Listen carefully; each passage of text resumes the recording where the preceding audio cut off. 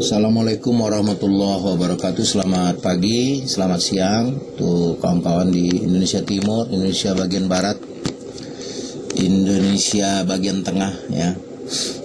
Saya akan jawab pertanyaan lagi untuk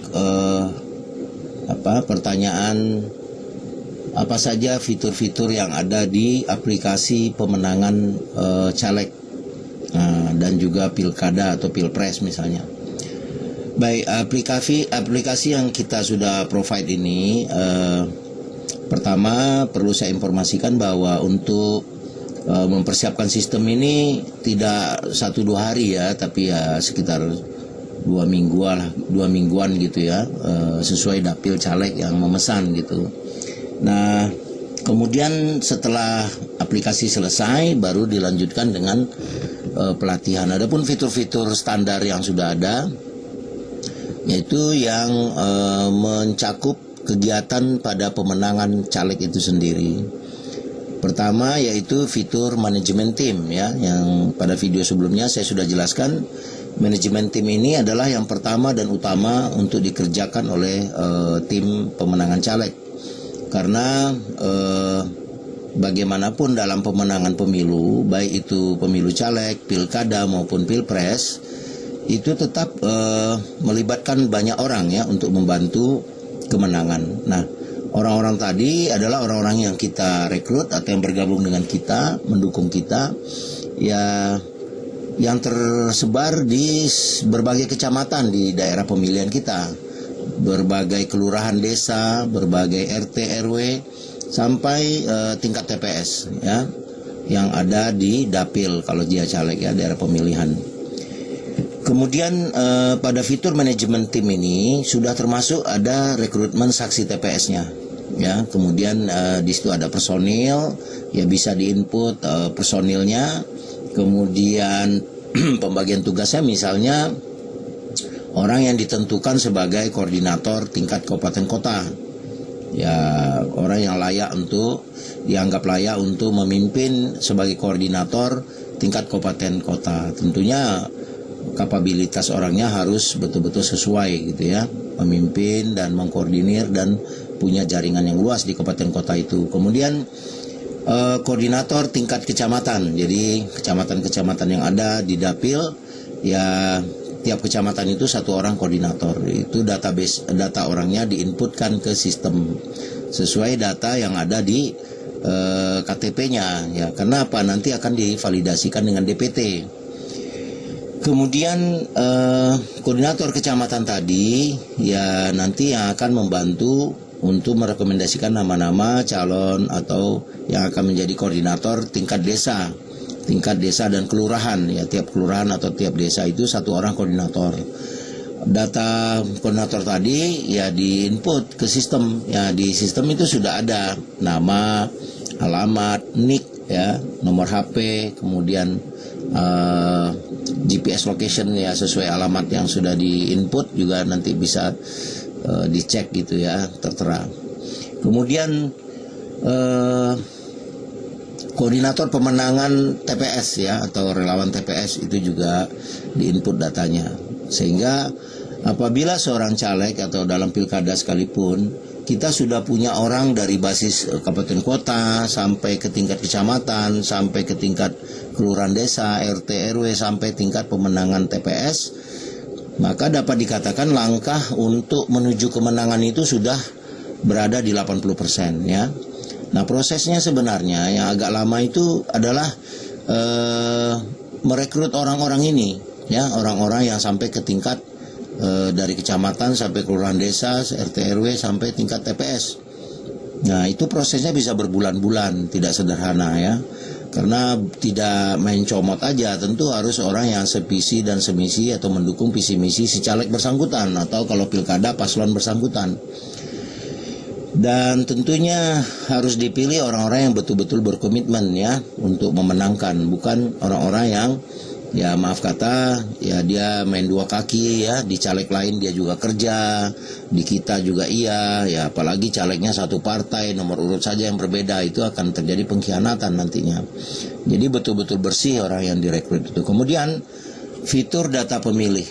Nah, Fitur data pemilih, import data pemilih yang bersumber dari data DPT berbentuk Excel ataupun HTML ya, sesuai yang didapatkan.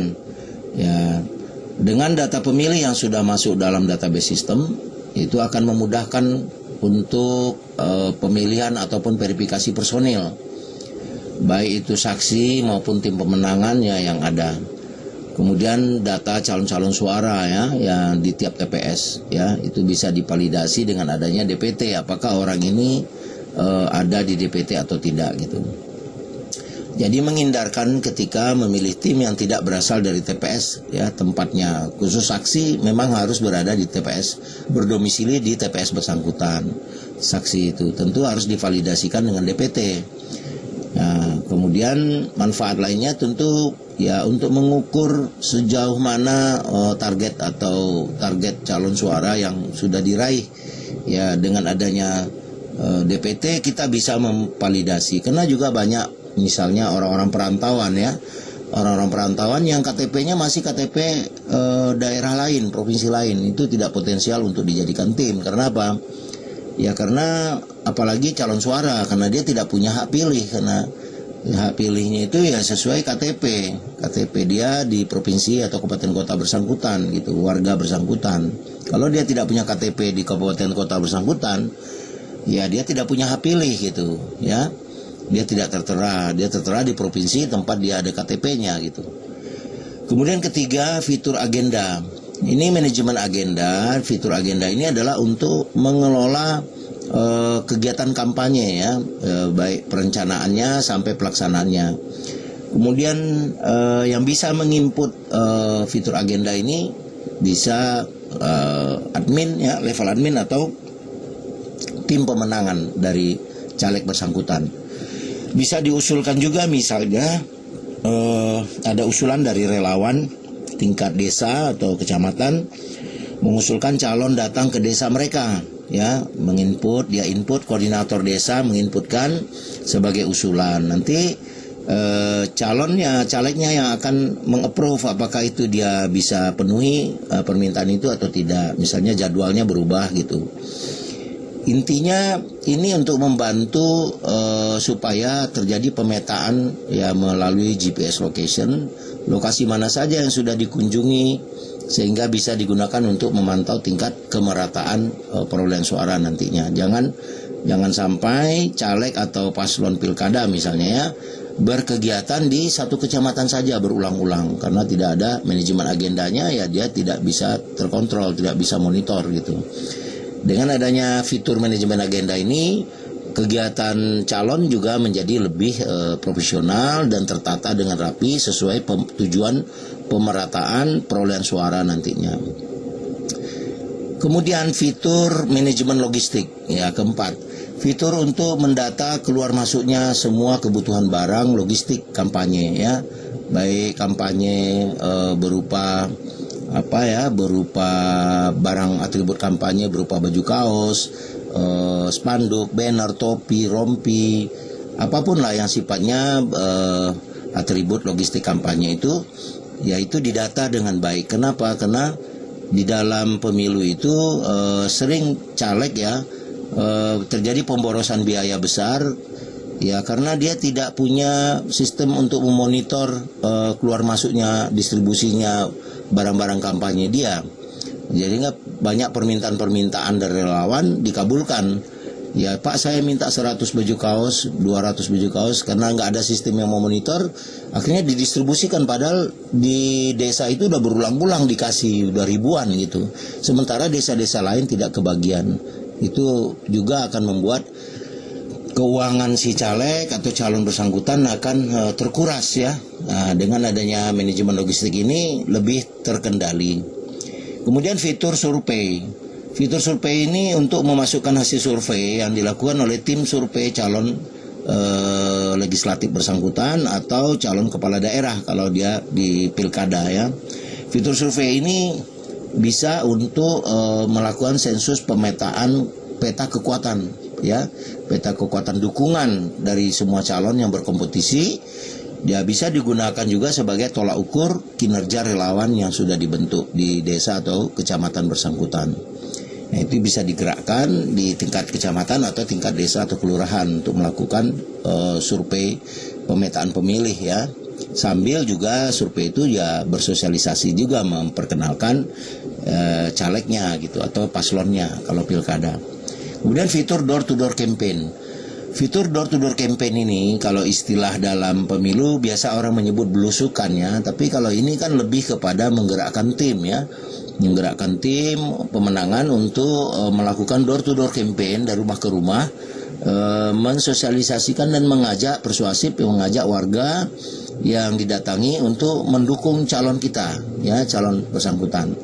Nah, fitur ini dapat dijalankan itu semua dengan handphonenya relawan kita di lapangan ya, yaitu melalui Android atau smartphone. Adapun level admin menjalankan dan memonitor melalui laptop mereka gitu. Kemudian door to door campaign ini sangat potensial membantu penambahan perolehan suara nantinya ya. Dan ini lebih efektif karena mendatangi langsung warga dari rumah ke rumah ya, yang melakukan ya relawan kita di tingkat kecamatan atau relawan di tingkat desa atau kelurahan ya. Ya sambil membagikan misalnya baju kaos atau stiker ya, mengajak rumah ke rumah warga itu untuk mendukung calon kita. Dan semua itu didata ya, warga yang sudah didatangi itu datanya di entry ya, melalui handphone saja di entry nama ya, alamat sesuai KTP aja, sehingga masuk ke tabulasi calon perolehan suara di database. Ya, dan calegnya atau paslonnya itu nanti kalau pilkada bisa mengecek kapanpun ya, secara real time di handphone mereka bisa buka, oh udah bergerak nih tim saya di sini, calon suara udah bertambah sekian ribu orang gitu. Bisa ngecek kapanpun ya melalui Androidnya si caleg atau paslon pilkada kalau untuk pilkada. Kemudian perhitungan real count, fitur untuk perhitungan ini adalah untuk real count dan quick count. Ini berguna untuk pada hari pencoblosan hari H. Fitur untuk melakukan tabulasi suara yang berasal dari form C1 TPS. Nah, form C1 ini yang diakui oleh Mahkamah Konstitusi sebagai bukti otentik perolehan suara. Ya, kalau orang mengklaim suara saya 100 di TPS ini ya tentu harus bisa dibuktikan dengan C1-nya.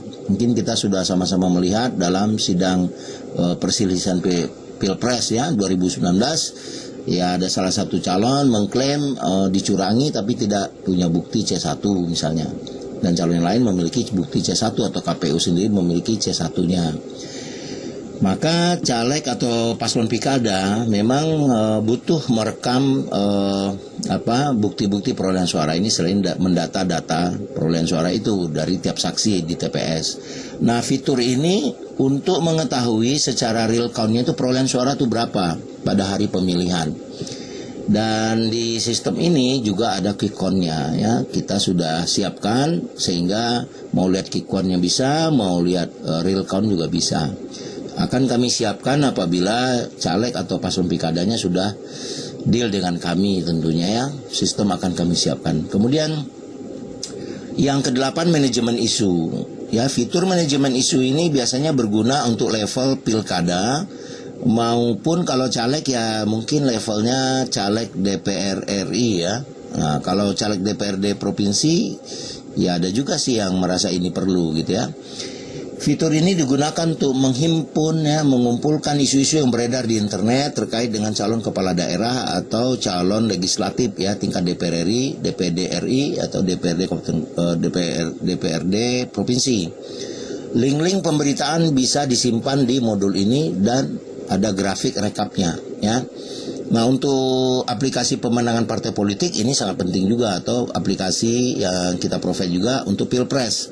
Itu sangat penting ya, manajemen isu. Karena ada isu-isu yang sifatnya hoak yang merugikan calon gitu ya, itu bisa digugat secara hukum. Kemudian fitur master data. Fitur master data ini untuk mengatur kabupaten, kecamatan, jumlah TPS serta jumlah RT, dan mengatur satuan fitur logistik serta menentukan settingan data calon yang berkompetisi ya, lengkap di situ. Kemudian selanjutnya saya persingkat menghemat waktu. Fitur master data Kemudian check-in, ya modul yang digunakan untuk user atau relawan melakukan check-in ketika berada di lokasi tertentu. Ini menggunakan GPS location. Kemudian daftar check-in bisa mengecek apakah saksi sudah sampai di TPS apa belum, ya, sebagai absensi. Kemudian sistem ini juga multi user, ya. Tiap user itu akan memiliki password yang unik yang berbeda dengan yang lainnya. Ya, jadi tidak bisa satu user digunakan oleh beberapa orang, ya, satu password hanya satu orang. Demikian manfaat-manfaat sistem sangat banyak sekali, dan sistem ini di-provide nantinya sesuai nama calegnya, atau kalau paslon pilkada sesuai nama paslonnya. Kemudian logo dari software nanti yang kita bangun adalah bergambar si calegnya atau paslon pilkadanya, atau kalau pilpres ya calon pilpresnya. Banyak sekali manfaatnya, karena mustahil kita memanage suatu kemenangan dengan cara manual di era digital saat ini. Ya, akurasi, pendataan, informasi adalah sesuatu yang dikelola dengan baik melalui aplikasi dibanding cara-cara manual yang lebih berisiko human error. Ingat, sistem ini juga termasuk dengan layanan cloud karena sistem ini berbasis internet. Ya, untuk lokasi-lokasi yang tidak ada internetnya tetap bisa dijalankan sistem ini. Kami akan beritahukan trik dan caranya apabila memang sudah deal dengan kami. Terima kasih. Assalamualaikum warahmatullahi wabarakatuh. Saya Arif Ercia dari Inkren Nusa Jakarta.